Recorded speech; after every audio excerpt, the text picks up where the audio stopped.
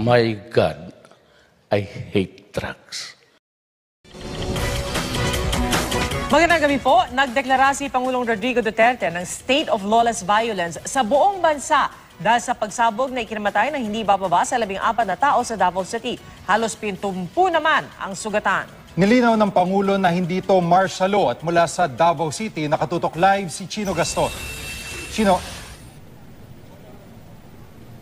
Pia Jiggy, stay strong Davao City. Yan po ang naging laman ng homily ni Davao Archbishop Romulo Valles sa inialay na memorial mass para sa mga biktima ng pagsabog sa Davao City kagabi. Dumalo rin dito si Mayor Inday Sara Duterte. Hindi raw dapat padala sa takot ng mga residente ng Davao sa gitna ng matinding kasamaan na umaatake sa kanilang lungsod. Samantala, nagpapatuloy naman ang investigasyon ng pulisya sa nasabing insidente. Dude, there was an explosion right now. Some people got hurt. Go, please. Ang masaya sanang gabi ng mga nagpunta sa Rojas Night Market sa Davao City, naging bangungot bandang alas 10 kagabi. Kasunod ng malakas na pagsabog, sumama sa mga nagtumbahang upuan at mesa na may bakas ng dugo ang mga katawang wala ng buhay. It was a cylinder explosion, or I don't know what it was, but a lot of people are hurt and no one's moving right now. Ang pagsabog na record pa ng isang grupong may meeting noon sa loob ng isang gusali. Must be seen that people are really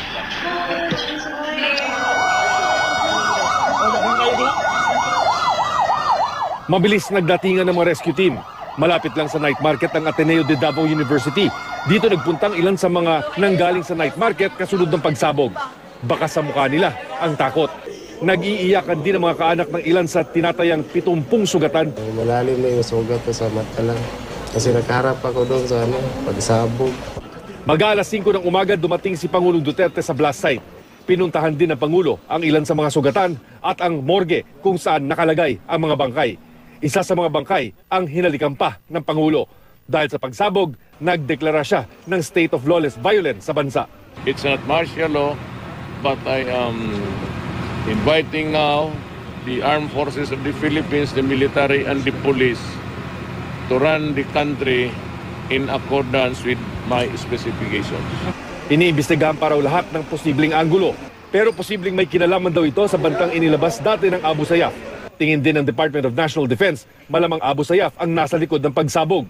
That's why I said they gave us the warning, not only in Hulo but in other places. So we were forewarned, we were ready, but I said unfortunately we cannot freeze or order people to stop to be searched because that would be fascistic. Sir, sinadya Then po ba it to, is sir? not a democracy anymore. Sir, That is the price of being a democratic state. Pero sabi ni PNP Chief Ronald De La Rosa, baka mamaya, part of narco-terrorism na rin ito. Di ba? Gusto nilang mag-ease up yung ating effort sa drugs. Ma-shift yung ating atensyon. sa ngayon, pinapaalalahanan ng lahat na maging mapagmatyag.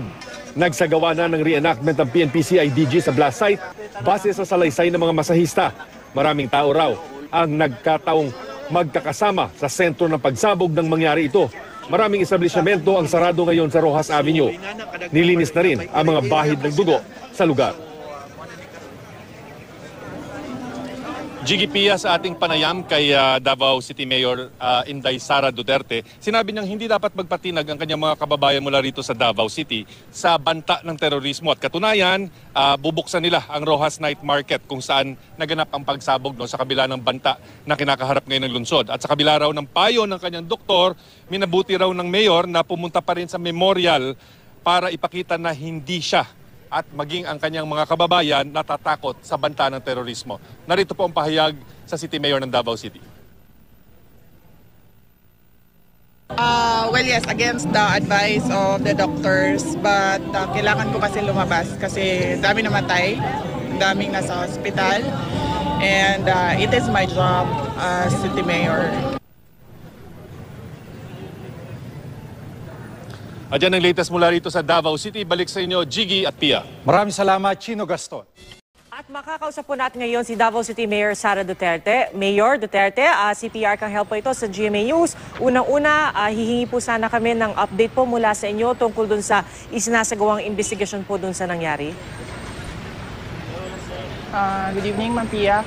Yes, nandun pa rin tayo sa data natin, Ma'am. No? There are 14 dead, 67 injured, and sa report ng Davao City Police Office to the City Mayor's Office, it is a suspected improvised explosive device. So they're working on that.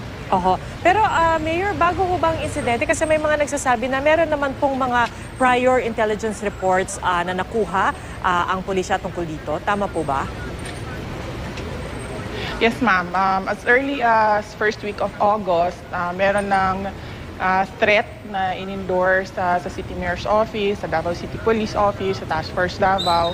And nadagdagan siya nung nag-start yung operations ng military sa Hulo. At Mayor, alam po namin yung police visibility po doon po sa lugar. Halimbawa dyan sa Rojas Market, talagang matindi naman po, no? At pero ano ho yung mga pag-iingat ngayon na pinapagawa po sa inyo? Dahil kagabi po, sabi po nung kapatid po ninyo ni Vice Mayor Paulo, napakarami pong mga threats na bumuhos dun sa hotline ninyo dyan sa Davao City. So ano ho mga pag-iingat pa ang ginagawa? Dito heightened alert ang Davao City, ma'am. So increased ang checkpoints natin, increased ang police law enforcement patrolling, including Task Force Davao personnel. And kinover na, hinati na ng Davao City Police Office and Task Force Davao ang mga areas dito sa Davao City na considered as high-value targets or critical. And kinover na nila lahat. And we're also looking at pag merong suspicious, pag pinagdududahan ng police na suspicious yung tao, suspicious yung dala niya, pwede nilang i-search na. And kung wala naman tinatago yung tao, so we would expect them na papayag sila. Alright, pero Mayor, nakausap niyo na po ba ang inyong ama si President Duterte? Meron po ba siyang direktiba po sa inyo? No, ma'am. Hindi kami nagkausap. Nag-text lang sa akin kaninang madaling araw si Bongo, only to say na it is an Abu Sayyaf group retaliation yung nangyari, and everything that we're doing is based on that information. This is a retaliation by the ASG, and we both agreed, the President and I, nung nagkausap kami ni Bongo na the business will continue for Davao City. The night market will open tonight. So operations all normal. So ibig po ba sabihin nito wala namang posibilidad na magkaroon ng halimbawa total lockdown sa Davao City po? Wala kaming ganun, ma'am. Ang lockdown namin means heightened alert. So everybody is welcome to come in and out of Davao, except that meron lang kaming increased security measures such as searches and yung mga pag-inspect ng mga gamit ng mga tao. Mayor, nakita po namin kanina, no, na kayo po ay pumunta doon sa lugar, nag-alay rin po kayo ng bulaklak. Hihingi po sana kami sa inyo ng mensahe para sa inyong mga kababayan, at kung pwede po ba nating linawin din, kasi yung iba may mga agam-agam na baka may mga panibagong banta po, mga bagong threat na natatanggap pa sa ngayon. Because of what is happening ngayon, ma'am, sa Hulo, we consider it, the city government of Davao considers this as a continuing threat. So we are preparing for the worst.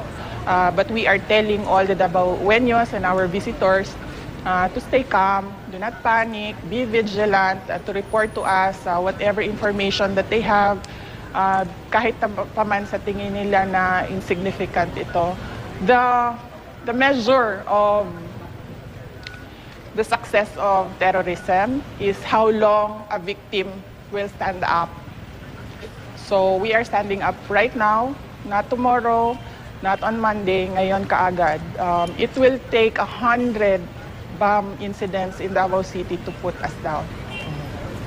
Mayor, maraming salamat. Kami po ay nakikiramay at kami po ay nakikiisa sa panalangin at syempre po sa resolve to make sure that nobody can bring down the city or the country for that matter. At Mayor, nagpapasalamat din po kami dahil alam po namin that this is also a very difficult time for you personally despite your condition.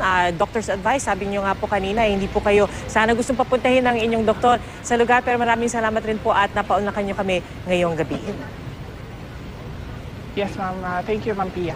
Alright, si Davao City Mayor Sara Duterte po. Ipinaliwanag ng Malacanang ang state of lawless violence na idineklara sa buong bansa kasunod ng pagsabog sa Davao City. Git naman ng PNP, hindi pwedeng arestuhin ng sino man ng walang warrant of arrest. Nakatutok si Joseph Moro. March 2003, di bababa sa 21 patay sa pagsabog sa waiting shed sa harap ng arrival area ng Davao International Airport sa Davao City. Ang pagsabog inako ng Abu Sayyaf. Makalipas ng halos isang buwan, nagkaroon na naman ng pagsabog sa lungsod. Hindi bababa sa 16 ang patay at 55 ang nasugatan sa pagsabog malapit sa entrance gate ng Passengers Terminal Building sa Sasa Wharf. Kasunod nito, nagdeklara si Pangulong Gloria Macapagal Arroyo ng state of lawless violence sa Davao City at lahat ng Davao provinces. Sa general order na ilabas noon ni Arroyo, inutusan niya ang AFP at PNP na gawin ang lahat para maibalik ang katiwasayan, habang pinangangalagaan ang karapatan ng bawat individual. Matapos ang 13 taon,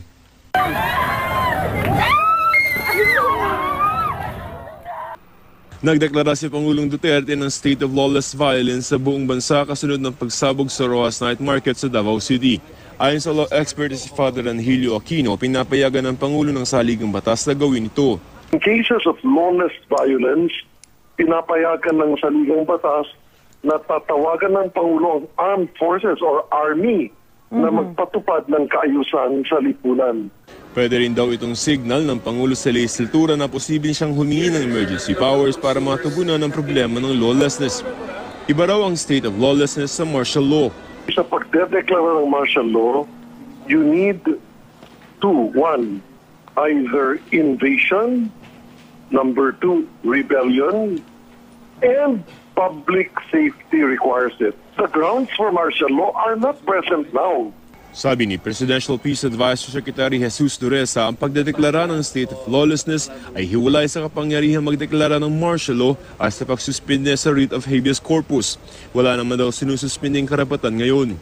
Giit ni PNP Chief Director General Ronald De La Rosa, hindi pwede ang warrantless arrest. The AFP is mandated to support the PNP to quell the lawless violence among our people.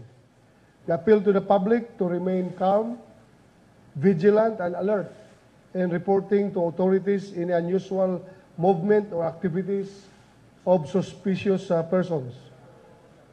Any information may be reported through the nationwide emergency hotline 911 for immediate police assistance. Kami po ay nakikiramay sa ating mga kababayan sa Davao sa nangyari doon sa Davao, lalong-lalo na doon sa mga mahal sa buhay ng mga nasawi. We are just appealing to the public to stay calm and be vigilant. At alerto palagi. Huwag po tayo magpapatalo dito sa mga terorista. Pag tayo ay natakot, then they will achieve their aim, which is to sow terror. So let us continue living our normal lives, but just be vigilant. Yun lang po ang aming panawagan sa taong bayan. Questions?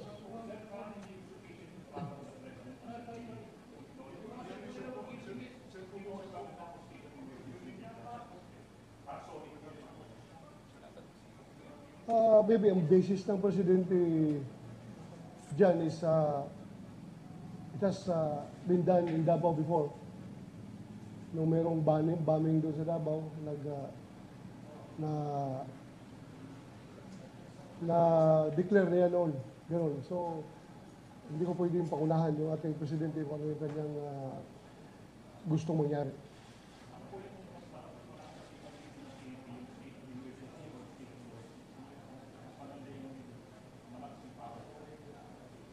Hindi po ako abogado, pero sa tingin ko, yung emergency siguro ang medyo mataas. Pero sa tingin naman ng Presidente, hindi pa siguro kailangan na i-declare na gano'n.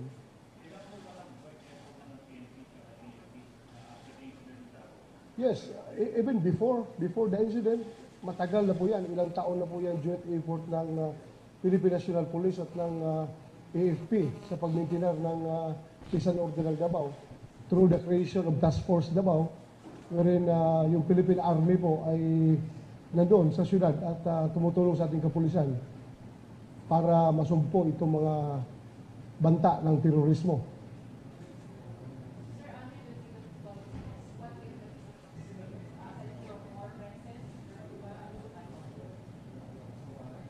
So far, ang in-expect muna ng mga taong bayan is more police presence in the streets and in crowded areas. And also, we can call in the military for help anytime.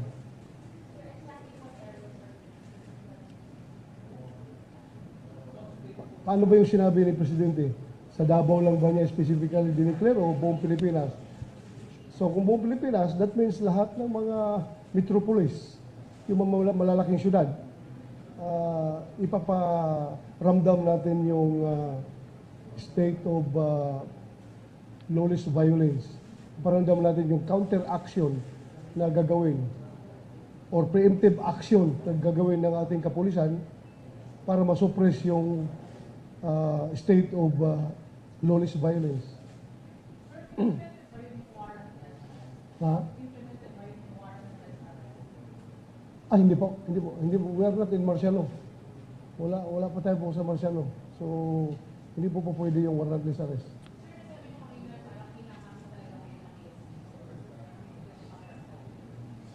Yes, because alam ng terorista na mahal namin ni Presidente Duterte yung aming syudad.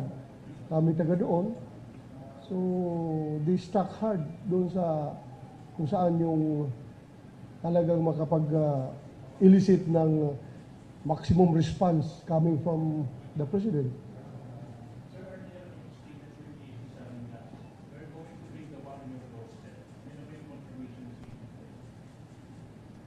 Maybe. Ha?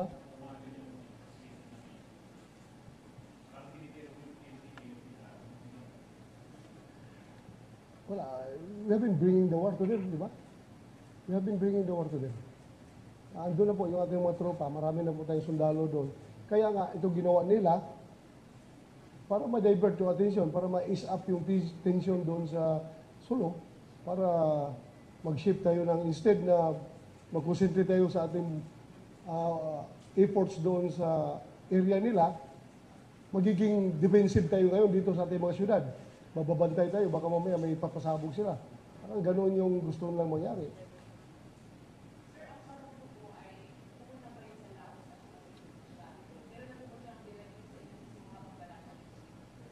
Wala pa. I have still to report to him this afternoon. Palipad po ako, papunta ko doon.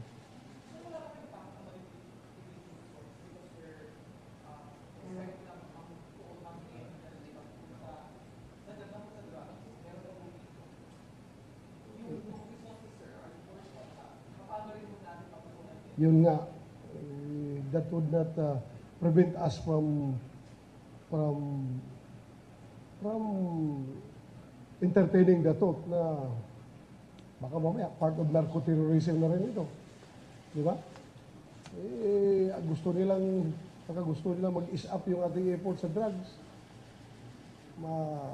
ma-shift yung ating attention, so luluwag ngayon yung kanilang pakiramdam. Hindi na masyado natin papansinin yung problema sa drugs. But still, no let up sa ating anti-drug.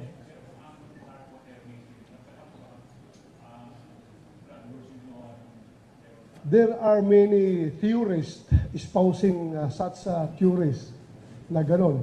But unless we find hard evidence to confirm or to validate such theory, dito tayo nakatutok ngayon sa lalong-lalo na merong umami na doon sa Buanga na silang may kagagawan. So So dito muna tayo. But then, we do not take that at face value. Kino-confirm pa rin natin kung totoo ba talaga na sila. Meron tayong many ways of validating.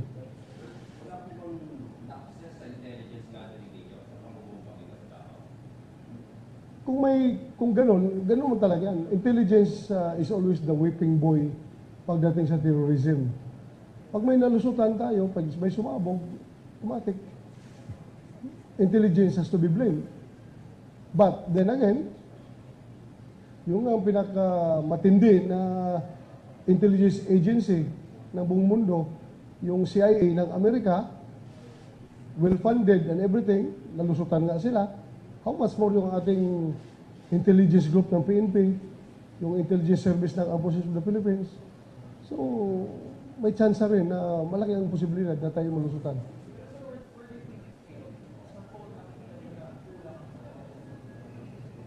This is not the right time for us to finger pointing kung kanino failure yun. Hindi natin pa, it's not the right time for us to point fingers.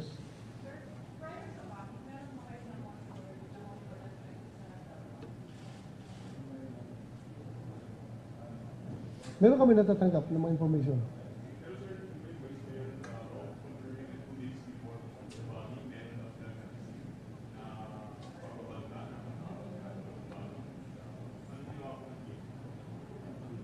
Naghigpit na seguridad.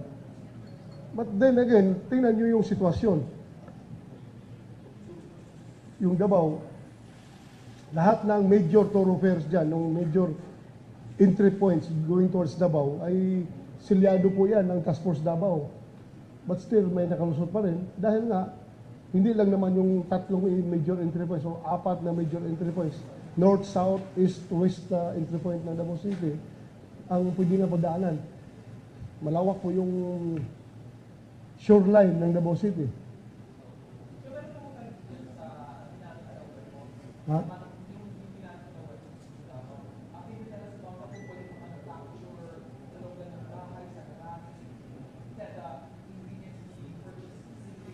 Sa ngayon, wala pa tayong natanggap na technical report about the explosives used. But meron tayong initial na natanggap na parang merong fragments of mortar. Mortar meaning that is IED. Kung mortar round ang ginamit. But still, yung post-blast investigation ay hindi po na-finalize. It's so early to confirm na gano'n nga, IED using mortar round. Hindi pa po natin kino-confirm. Hintayin po natin yung post-blast investigation report.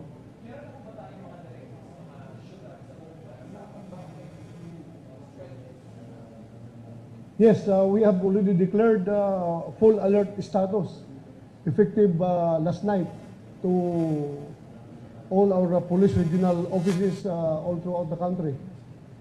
Meaning 100% of our personnel should be on standby status and ready to be deployed to quell the threat.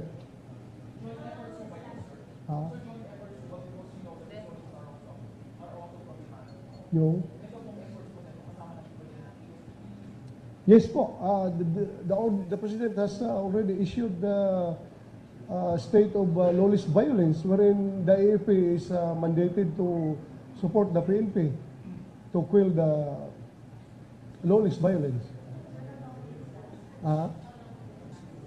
Wala tayong timeline kung hanggang kailan niya matatapos. Sa ngayon po, yung ating target hardening efforts ay naka-in place na po. But still, hindi ko nga masasabi na yung ating target hardening efforts ay flawless.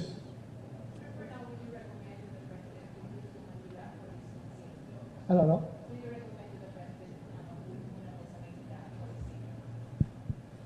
No, I cannot recommend to the President dahil mas marunong yan kaysa akin. Mas marunong yan sa akin at mas matapang yan sa akin. Kaya sunod-sunodan lang kami sa kanya kung ano yung kanyang gustong gagawin.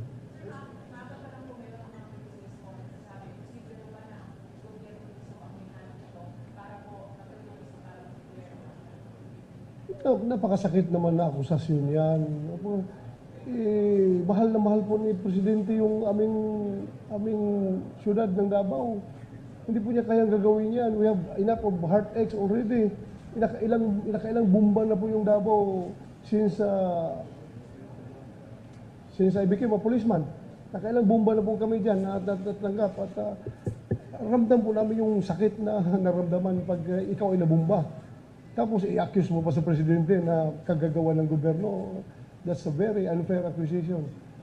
At ako mismo, mag-aaburido yung ulo ko pag narinig ko yan. Sorry. Pero,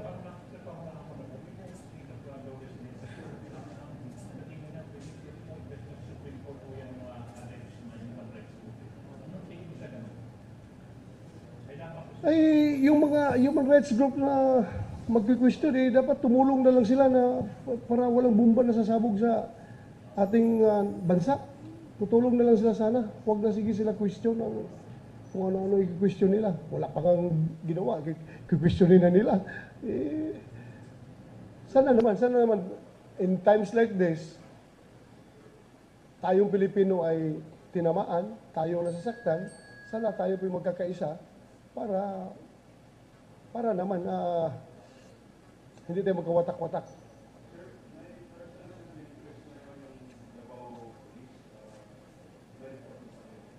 Wala pa. As I have said, I am still flying to Davao right after this press call.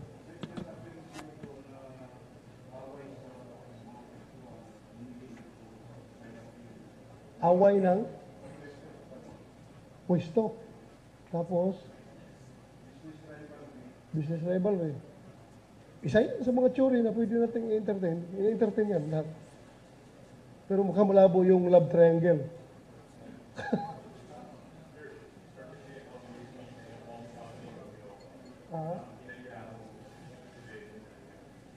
Alam ko po yung naramdaman ni Presidente. Kung ano yung naramdaman ko, ayun din yung naramdaman niya. We felt offended. Kami po ay nalulungkot at nagagalit sa pangyayari. Dahil mahal na mahal po namin yung aming lugar, yung siyudad ng Davao. Matagal po namin yung nag-hard labor po kami na dyan ng gusto para ma-achieve yung status ng Davao ngayon. At gano'n na lang, yuyurakan na lang ng mga terorista. Masama ang pakiramdam namin. Okay? Palit ako. Thank you. Salamat. Huwag niyo pakita yung sapatos ko, ha? Dito lang, kalahati lang.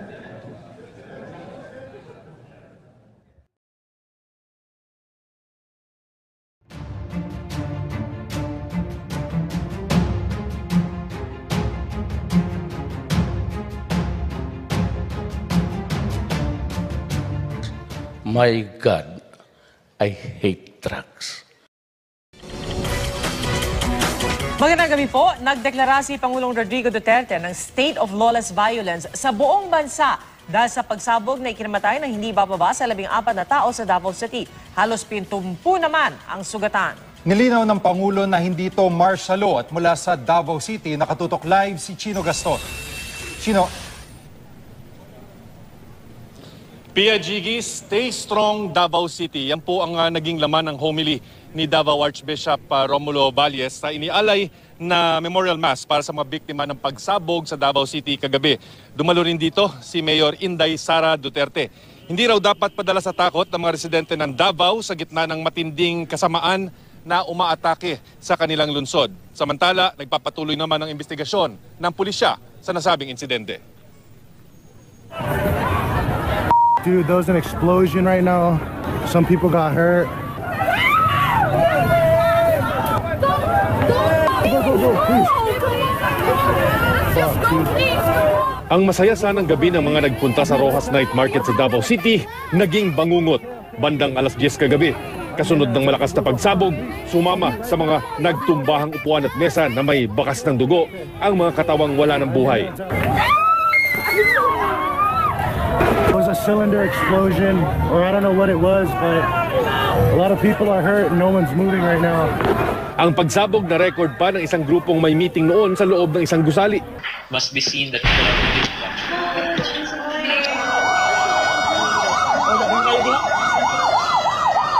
Mabilis nagdatingan ng mga rescue team. Malapit lang sa night market ang Ateneo de Davao University. Dito nagpuntang ilan sa mga nanggaling sa night market kasunod ng pagsabog. Baka sa mukha nila ang takot. Nag-iiyakan din ang mga kaanak ng ilan sa tinatayang 70 sugatan. Malalim na yung sugat ko sa mata lang. Kasi nakaharap ako doon sa pagsabog. Mag-alas 5 ng umaga dumating si Pangulong Duterte sa blast site. Pinuntahan din ng Pangulo ang ilan sa mga sugatan at ang morgue kung saan nakalagay ang mga bangkay. Isa sa mga bangkay ang hinalikan pa ng Pangulo. Dahil sa pagsabog, nagdeklara siya ng state of lawless violence sa bansa. It's not martial law, but I am inviting now the armed forces of the Philippines, the military and the police to run the country in accordance with my specifications. Iniimbestigahan pa raw lahat ng posibleng anggulo. Pero posibleng may kinalaman daw ito sa bantang inilabas dati ng Abu Sayyaf. Tingin din ng Department of National Defense, malamang Abu Sayyaf ang nasa likod ng pagsabog.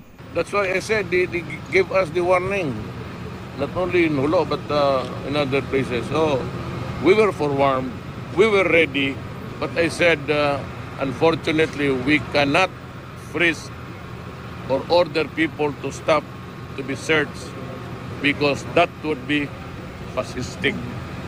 Sir, sinadya po Then ba it to, is sir? not a democracy anymore.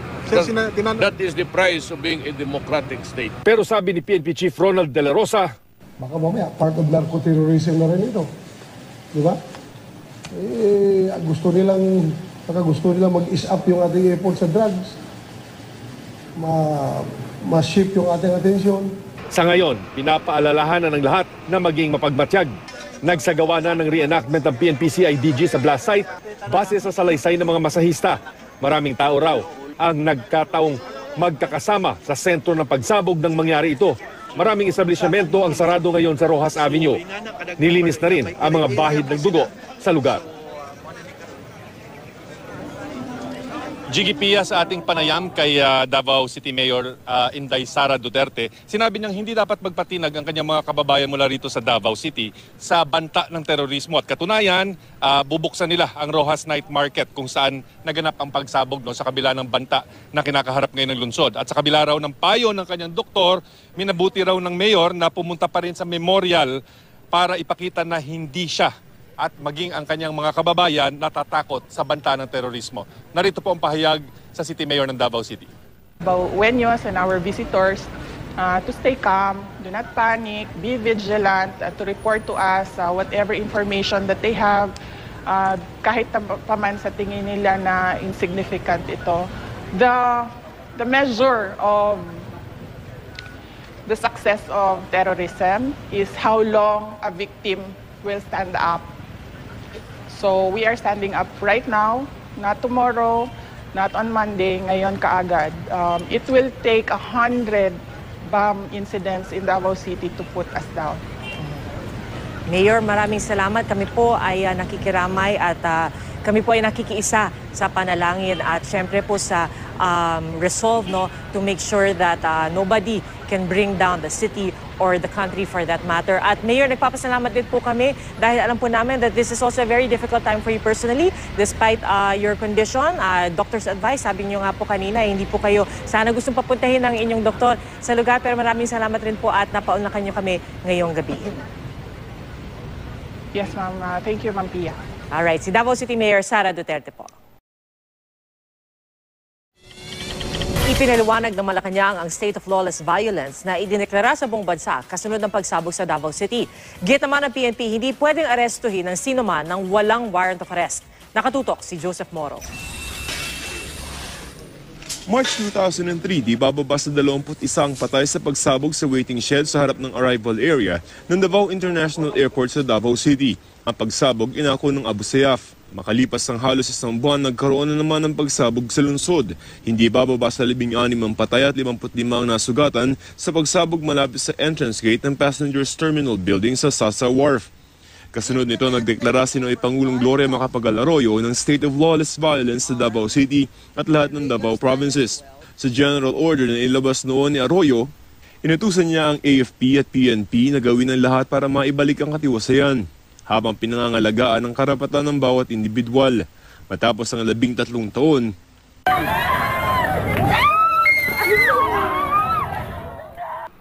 Nagdeklara si Pangulong Duterte ng state of lawless violence sa buong bansa kasunod ng pagsabog sa Rojas Night Market sa Davao City. Ayon sa law expert si Father Angelio Aquino, pinapayagan ng Pangulo ng saligang batas na gawin ito. In cases of lawless violence, pinapayagan ng saligang batas na tatawagan ng Pangulo ang armed forces or army na magpatupad ng kaayusan sa lipunan. Pwede rin daw itong signal ng Pangulo sa lehislatura na posibleng siyang humingi ng emergency powers para matugunan ang problema ng lawlessness. Iba raw ang state of lawlessness sa martial law. Sa pagdedeklara ng martial law, you need two. One, either invasion. Number two, rebellion. And public safety requires it. The grounds for martial law are not present now.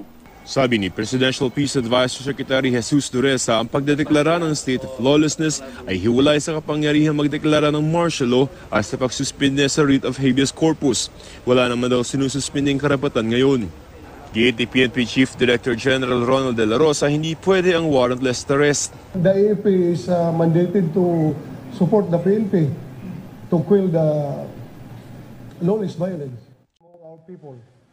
We appeal to the public to remain calm, vigilant, and alert in reporting to authorities any unusual movement or activities of suspicious persons.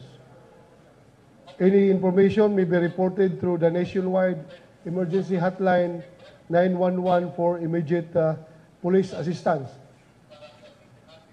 Kami po ay nakikiramay sa ating mga kababayan sa Davao sa nangyari doon sa Davao, lalong-lalo na doon sa mga mahal sa buhay ng mga nasawi. We are just appealing to the public to stay calm and be vigilant. At alerto palagi. Huwag po tayo magpapatalo dito sa mga terorista.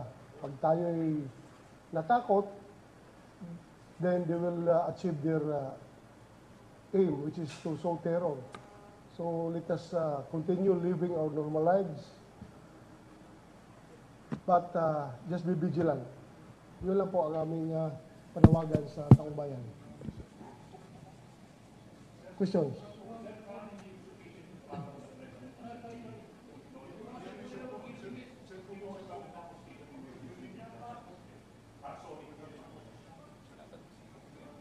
Maybe ang basis ng presidente dyan is it has been done in Davao before.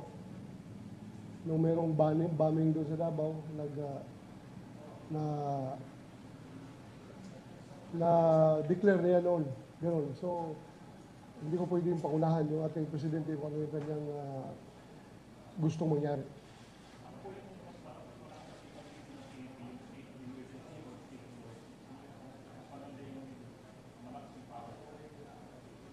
Hindi po ako abogado, pero sa tingin ko, yung emergency siguro ang medyo mataas. Pero sa tingin naman ng presidente, hindi pa siguro kailangan na i-declare na gano'n.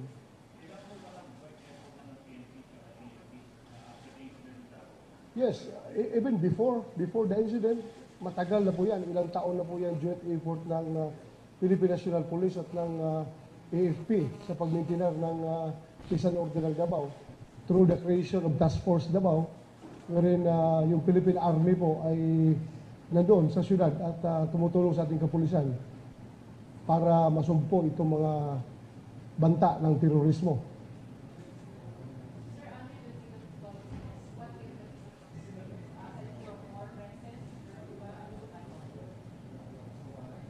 So far,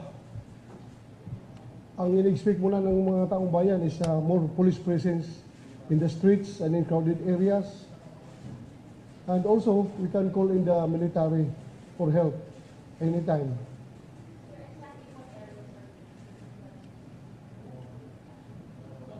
Paano ba yung sinabi ni Presidente? Sa Davao lang ba niya specifically dineclare o buong Pilipinas?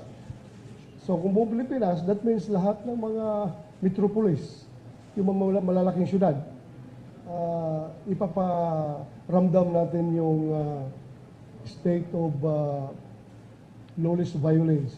Iparamdam natin yung counter-action na gagawin or preemptive action na gagawin ng ating kapulisan para masuppress yung state of lawless violence.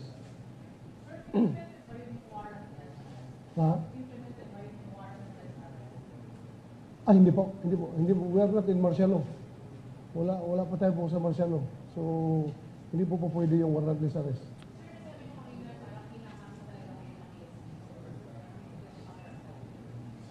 Yes, because alam ng terorista na mahal namin ni Presidente Duterte yung aming syudad. Kami taga doon. So, they struck hard doon sa kung saan yung talagang makapag-elicit ng maximum response coming from the President.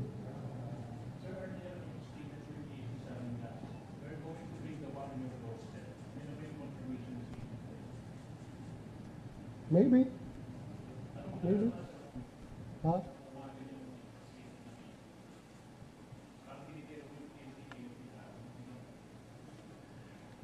Well, we have been bringing the war to them, di ba? We have been bringing the war to them. Andun na po yung ating mga tropa, marami na po tayong sundalo doon. Kaya nga, ito ginawa nila para ma-divert yung attention, para ma-ease up yung tension doon sa Sulu, para mag-shift tayo ng instead na mag-concentrate tayo sa ating efforts doon sa area nila, magiging defensive tayo ngayon dito sa ating mga syudad. Mababantay tayo, baka mamaya may papasabog sila. Parang ganoon yung gusto nilang mangyari.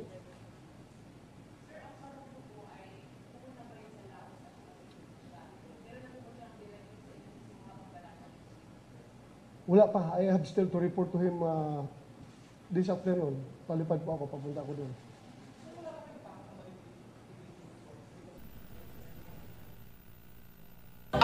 Well, yes, against the advice of the doctors, but kailangan ko kasi lumabas kasi dami namatay, daming nasa hospital, and it is my job as city mayor.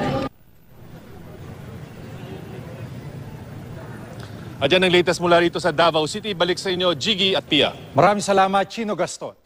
At makakausap po natin ngayon si Davao City Mayor Sara Duterte. Mayor Duterte, CPR kang help po ito sa GMA News. Unang-una, hihingi po sana kami ng update po mula sa inyo tungkol dun sa isinasagawang investigasyon po dun sa nangyari.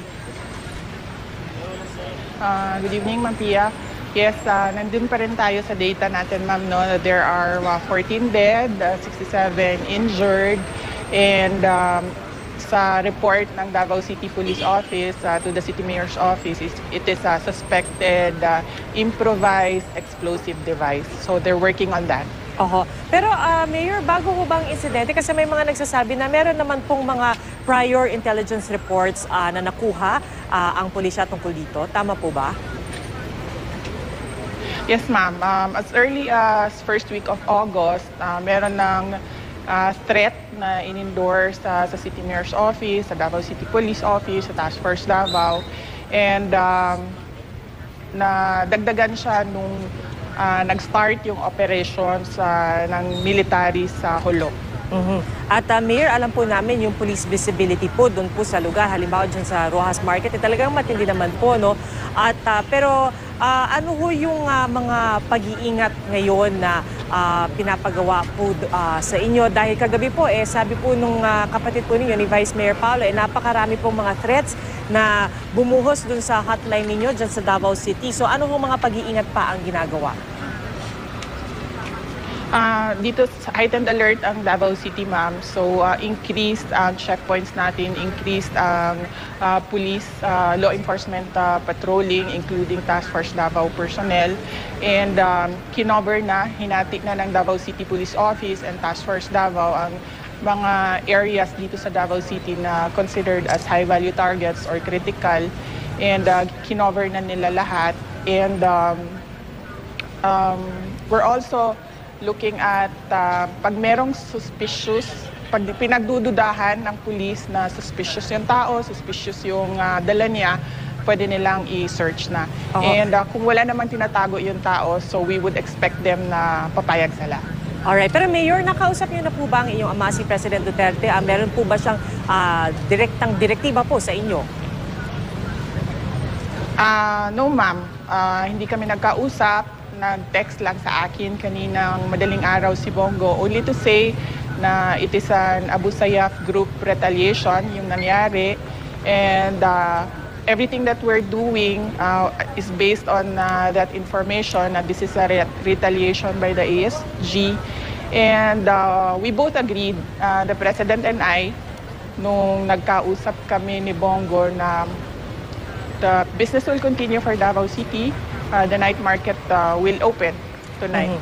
So operations all normal. So ibig po ba sabihin nito wala namang posibilidad na magkaroon ng halimbawa total lockdown sa Davao City po? Wala kaming ganun, ma'am.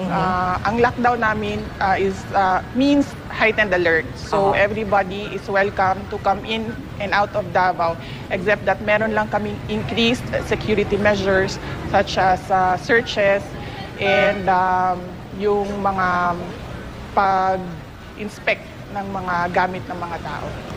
Mayor, nakita po namin kanina na kayo po ay pumunta doon sa lugar, nag-alay rin po kayo ng bulaklak. Hihingi po sana kami sa inyo ng mensahe para sa inyong mga kababayan, at kung pwede po ba nating linawin din kasi yung iba may mga agam-agam na baka may mga panibagong banta po, mga bagong threat na natatanggap pa sa ngayon. Because of what is happening ngayon, ma'am, sa Jolo, we consider it, the city government of Davao considers this as a continuing threat. So we are preparing for the worst. But we are telling all the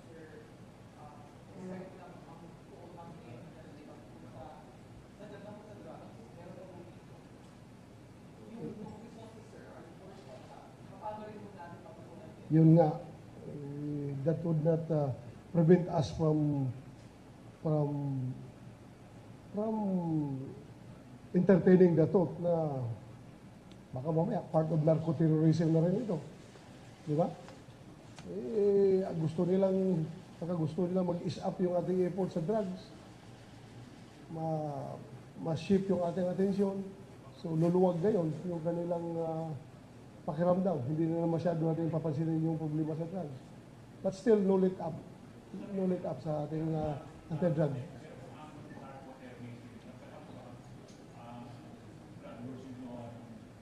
There are many theorists espousing such theories na ganon. But unless we find hard evidence to confirm or to validate such theory, dito tayo nakatutok ngayon sa lalong-lalo na mayroong umamin na doon sa Buanga na silang may kagagawan. So dito muna tayo. But then, we do not take that at face value. Kinukonfirm pa rin natin kung totoo ba talaga na sila. Meron tayong many ways of validating.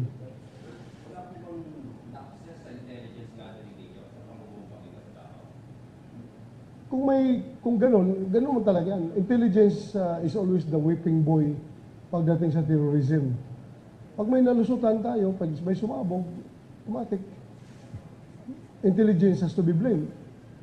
But then again, yung ang pinakamatindi na intelligence agency ng buong mundo, yung CIA ng Amerika, well-funded and everything, nalusutan nga sila. How much more yung ating intelligence group ng PNP, yung intelligence service ng Armed Forces of the Philippines. So, may chance rin na malaki ang posibilidad na tayo malusutan.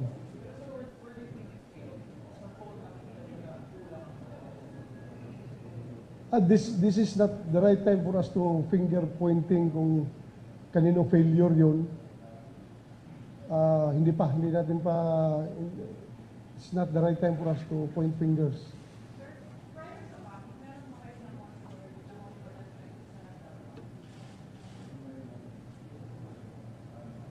Meron kami natatanggap ng mga information.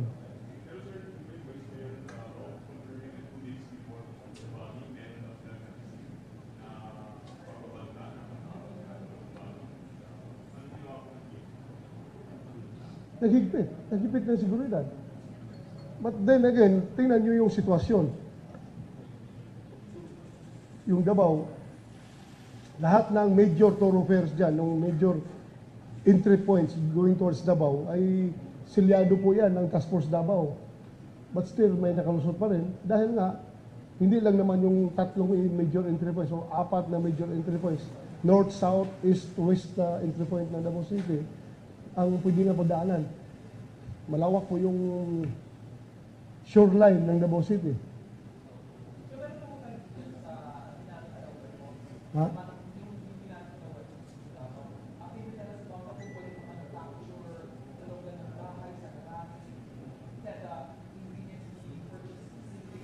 Sa ngayon, wala pa tayong natanggap na technical report about the explosives used. But meron tayong initial na natanggap na parang merong fragments of mortar. Mortar meaning that is IED o mortar round ang ginamit. But still, yung post-blast investigation ay hindi po na-finalize. It's so early to confirm na gano'n nga, IED using mortar round. Hindi pa po natin kino-confirm. Hintayin po natin yung post-blast investigation report.